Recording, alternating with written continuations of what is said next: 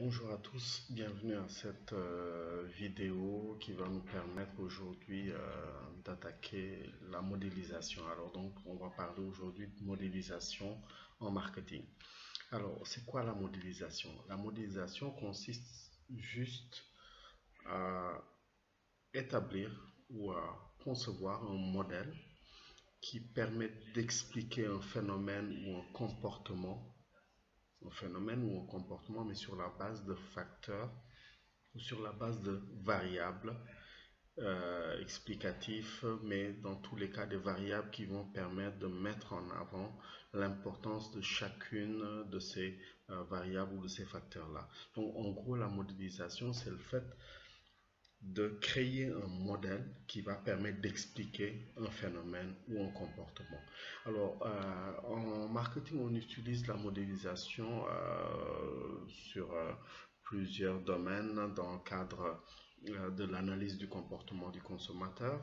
Alors, ça permet à l'entreprise d'analyser le comportement du consommateur et bien entendu de pouvoir identifier les facteurs qui vont expliquer le comportement de ce consommateur, mais surtout aussi permettre à l'entreprise de réfléchir sur les stratégies à mettre en place pour agir sur le comportement du consommateur, pour que ce comportement lui soit favorable. Alors, on utilise la modélisation dans le cadre de la publicité.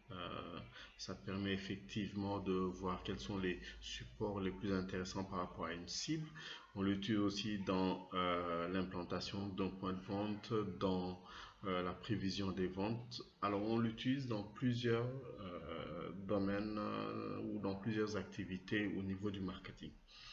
Alors, pour aller véritablement dans le concret, pour nous permettre de pouvoir mieux comprendre la modélisation, on va prendre un cas et on va s'intéresser davantage au comportement du consommateur, la modélisation du comportement du consommateur.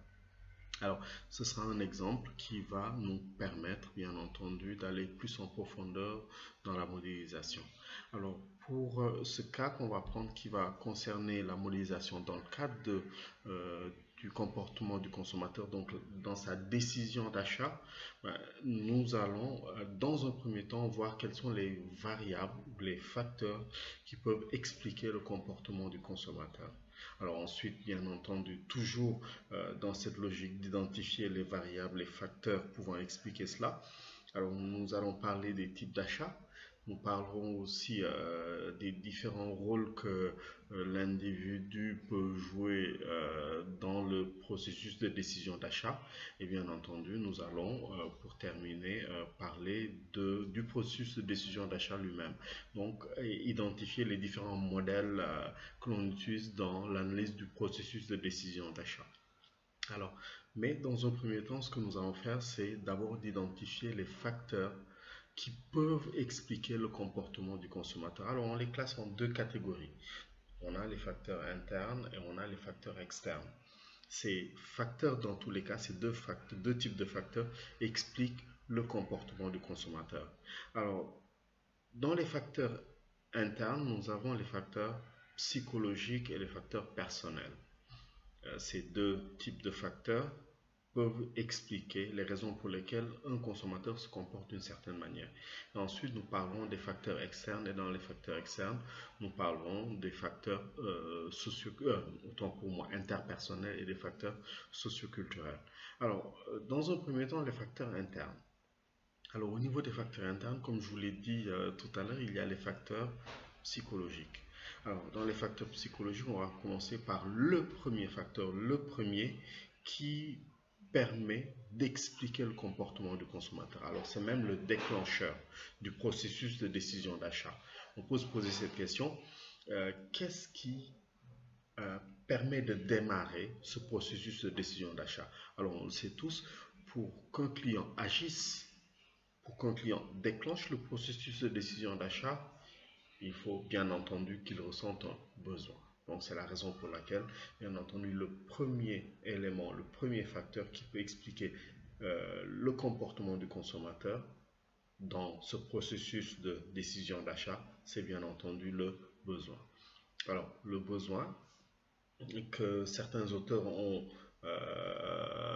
catégorisé ou euh, certains auteurs ont fait une typologie de ces besoins. Alors, la typologie la plus connue, la plus acceptée, la plus utilisée, que ce soit en marketing, en sociologie, en économie, en psychologie, en management, etc., c'est la pyramide d'Abraham Maslow avec les 5 niveaux de besoins. Besoin physiologique, besoin de sécurité, besoin d'appartenance, besoin d'estime et de réalisation de soi ou d'accomplissement.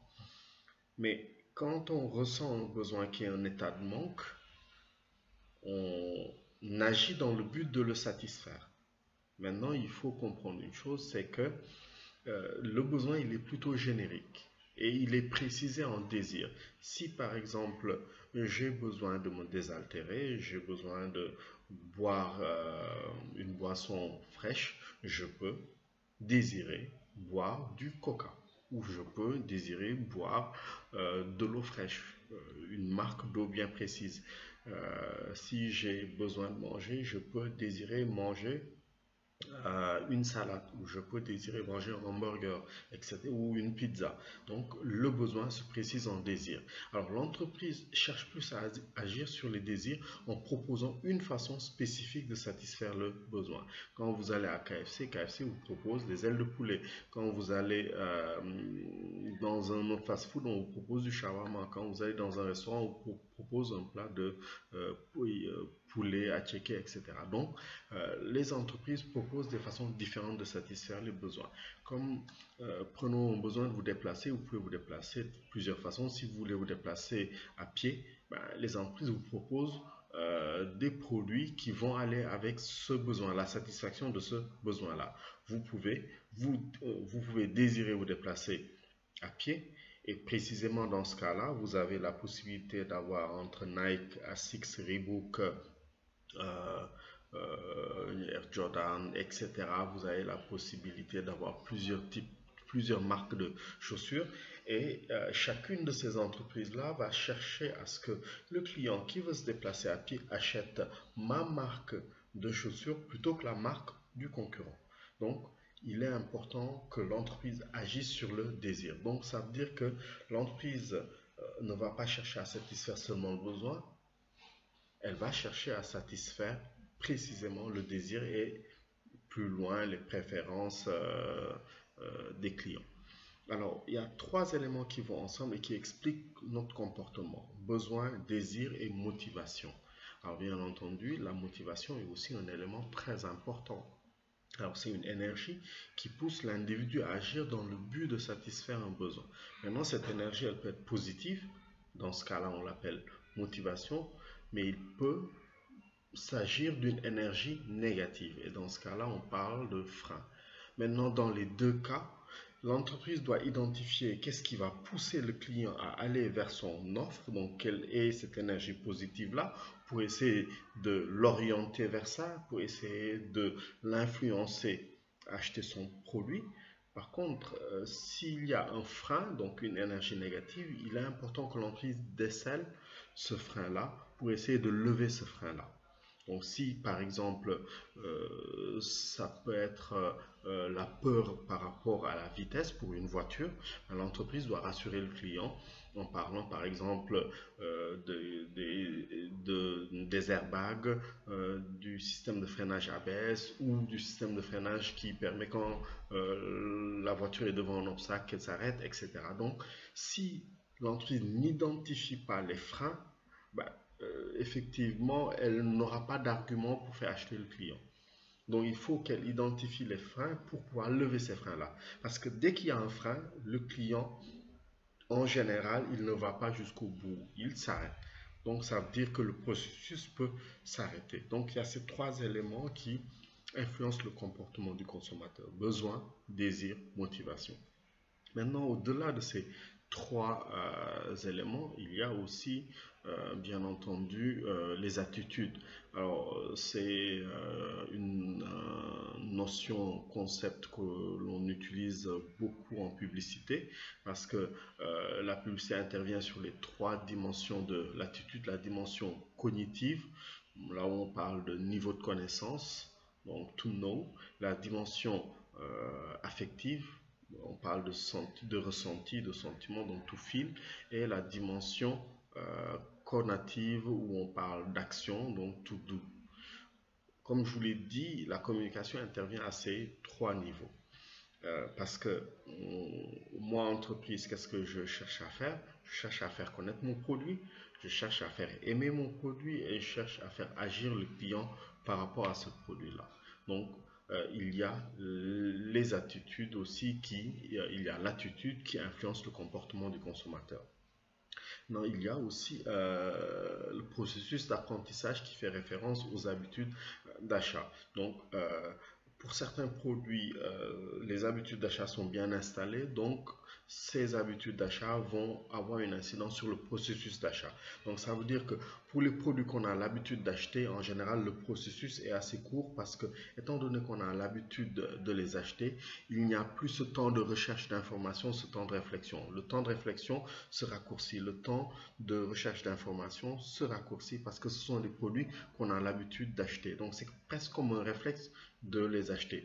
Je me rends compte que je n'ai plus de lessive chez moi, je vais à la boutique, je ne me pose pas de questions à savoir où est-ce que je peux l'acheter, combien ça coûte, quelle est la marque qui correspondrait le mieux à la satisfaction de mon besoin, etc. Je ne me pose pas ces questions parce que j'ai l'habitude d'acheter ces produits-là. Par contre, s'il s'agit de l'achat d'une voiture, il y a moins cette influence du processus d'apprentissage ou des habitudes d'achat parce que ce sont des produits que je n'ai pas l'habitude d'acheter. Alors, au-delà du besoin, du désir, de la motivation, de l'attitude, du processus d'apprentissage, nous avons aussi le concept de soi et la perception qui jouent un rôle important parce que la façon dont on veut être perçu ou la façon dont on veut être perçu par les autres ou la façon dont on est perçu va forcément influencer notre comportement d'achat.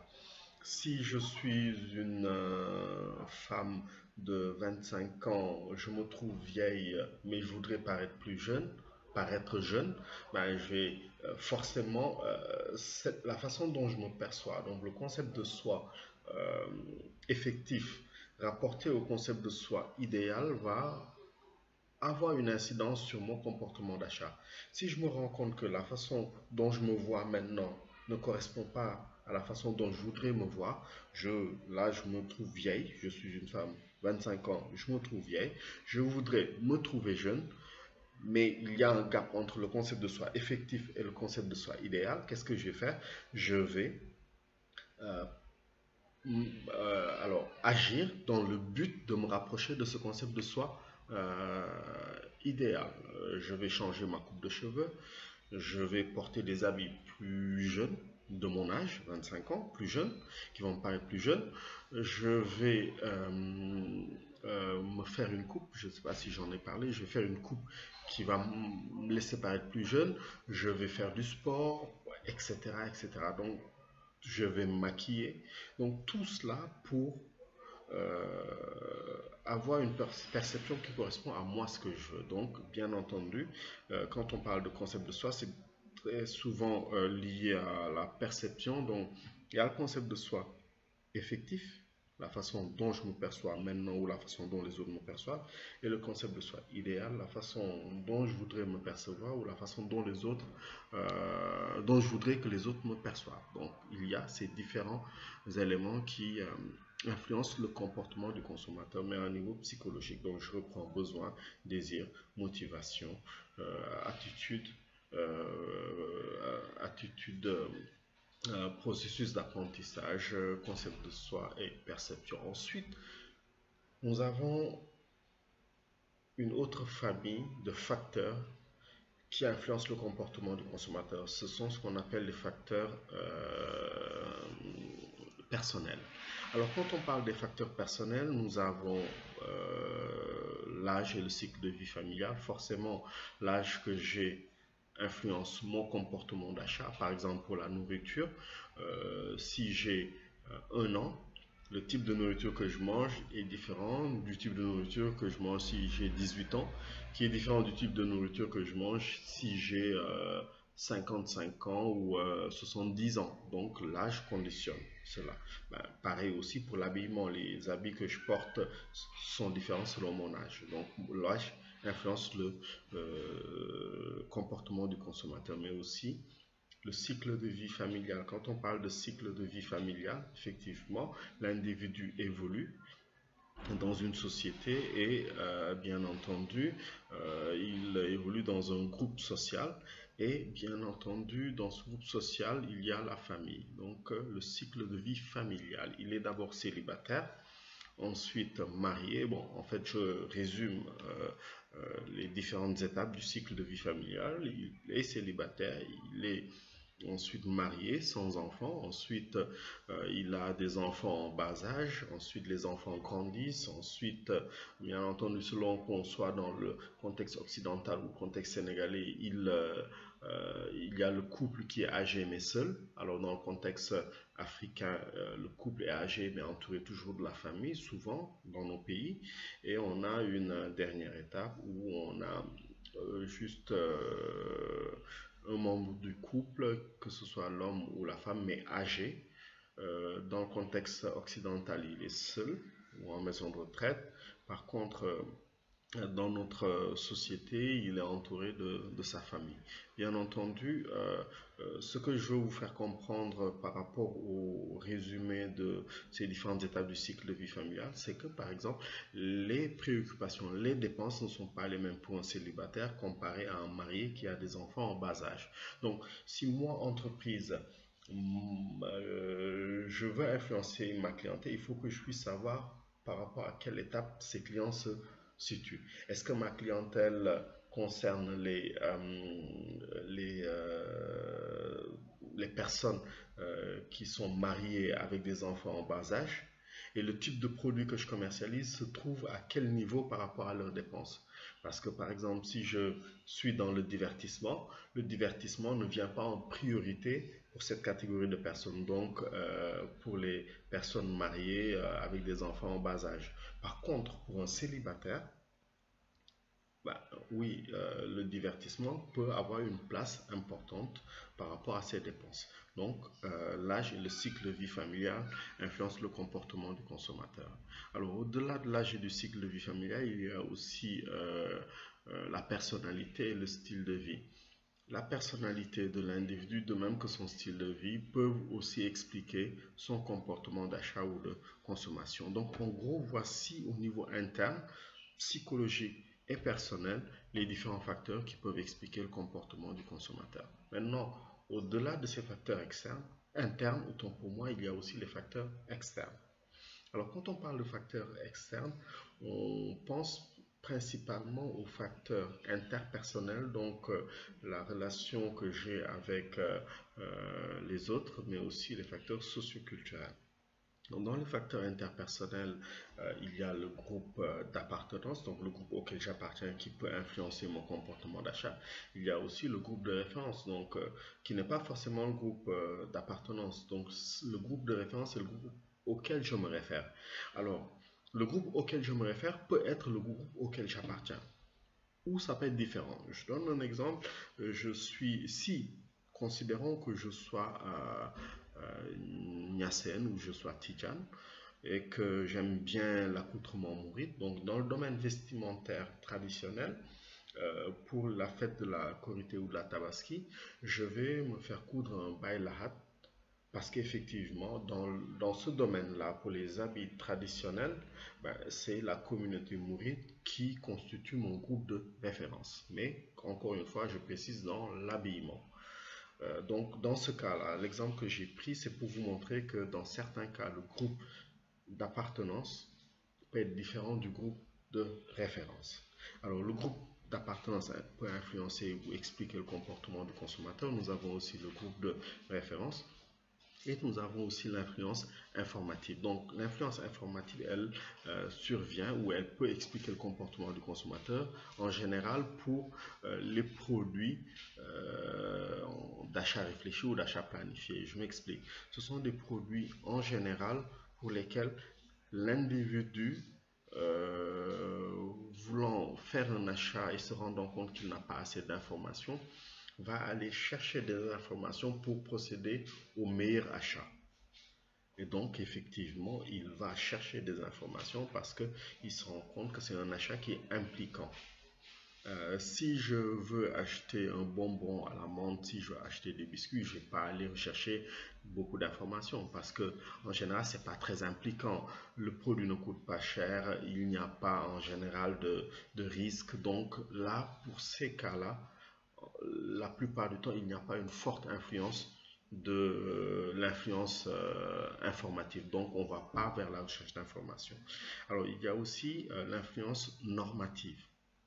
Alors, l'influence normative, elle survient en général pour l'achat de produits pour lesquels la société a un fort impact sur l'achat. Donc, en général, c'est le cas des préservatifs, c'est le cas des contraceptifs de façon générale, les pilules du lendemain, pour l'alcool, par exemple, au Sénégal.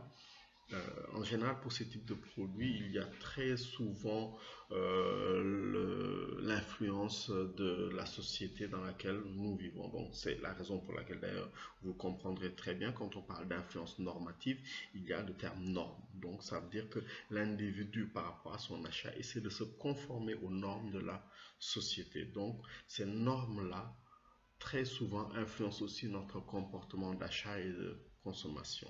Alors, je reprends au niveau des facteurs interpersonnels, j'ai parlé du groupe d'appartenance, du groupe de référence, de l'influence informative et de l'influence normative. Alors, il y a aussi les leaders d'opinion qui influencent fortement une communauté par rapport à l'achat d'un produit. Et d'ailleurs, c'est la raison pour laquelle on les utilise dans les publicités. Et il y a la famille, pour terminer avec les facteurs interpersonnels. Alors, la famille aussi qui influence beaucoup le comportement du consommateur. Alors, dans le cadre de la famille, il y a plusieurs types de décisions qui sont prises. Ben, il y a les décisions, on va dire, décisions dominées par la femme. Il y a la décision dominée par l'homme. Il y a la décision indépendante de la femme, il y a la décision indépendante de l'homme, il y a la décision syncrétique. Syncrétique, c'est prise de concert entre l'homme et la femme. Et il y a la décision dominée par l'enfant. Donc, on a ces différents types de décisions. Maintenant, pourquoi est-ce que j'en parle? C'est que l'entreprise doit s'interroger à quel type de décision appartient à mon produit. Donc mon produit, le produit que je commercialise, appartient à quel type de décision dans le cadre de l'influence familiale. Est-ce que c'est un produit dont la décision est dominée par l'homme? Est-ce que c'est un produit dont la décision est dominée par la femme? Est-ce que c'est un produit dont la décision est indépendante de l'homme? Est-ce que c'est un produit dont la décision est indépendante de la femme? Est-ce que c'est un produit dont la décision est syncrétique? Ou est-ce que c'est un produit dont la décision est dominée par l'enfant? Ce serait même intéressant qu'on s'intéresse à ça et que vous donniez des exemples, on verra ça lors de la visioconférence, et que vous donniez des exemples pour chacune de ces décisions. Alors, et pour terminer avec les facteurs externes, nous allons aborder les facteurs socioculturels. Alors, pour les facteurs socioculturels, on peut retenir trois éléments: la culture. Alors, très souvent, effectivement, pour certains types de produits, la culture ou la sous-culture peut être un facteur qui peut véritablement expliquer le comportement du consommateur. Dans l'alimentaire, on peut donner cet exemple, dans l'habillement aussi.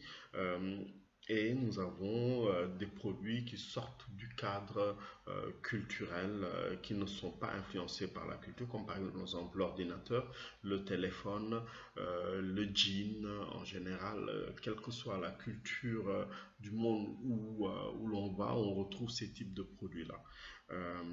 Et nous avons aussi les valeurs, donc, qui sont des références d'un groupe social et qui constituent même le socle de ce groupe et qui influencent fortement les comportements des consommateurs. Je prends l'exemple de l'Afrique.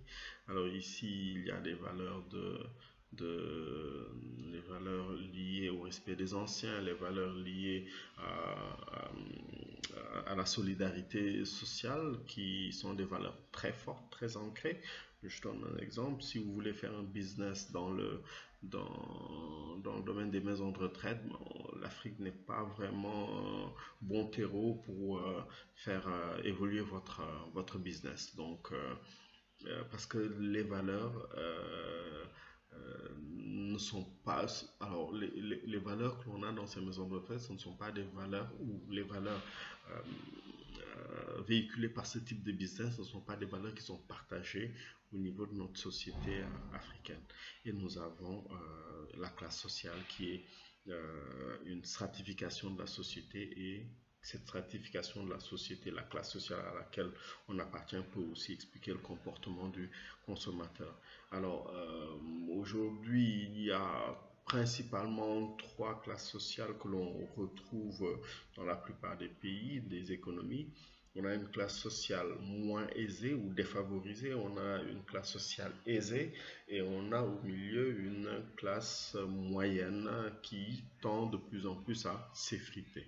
Alors, voici en gros un peu les différents facteurs qui influencent ou qui peuvent expliquer le comportement du consommateur. Alors, je vous invite véritablement, si vous voulez avoir plus d'informations, à faire des recherches dans ce domaine-là et ça nous permettra d'avoir de la matière pour en discuter davantage lors de la visioconférence. Je vous remercie d'avoir suivi cette vidéo. On se revoit bientôt.